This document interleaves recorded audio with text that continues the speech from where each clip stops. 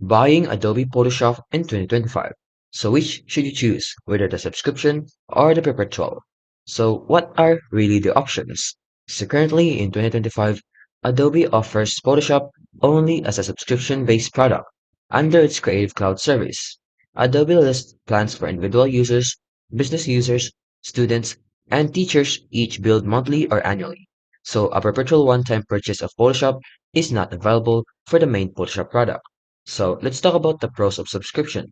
You always get the latest version and updates of Photoshop with a subscription, new features, bug fixes, and performance improvements. They also have a lower upfront cost, subscription spread cost, and monthly rather than a large one-time payment. It also offers flexibility for scaling, and you can also cancel or pause the option anytime if you don't want to use or not locked into the old unsupported software, and you can even access the cloud services available throughout the cloud service. Now let's talk about its cons though. Well, for the cons, the cost never ends because you're just paying monthly subscriptions. You're paying as long as you use the software over the several years.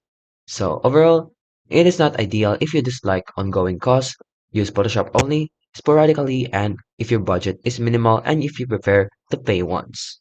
If you like this video, don't forget to like, subscribe, and turn on the notification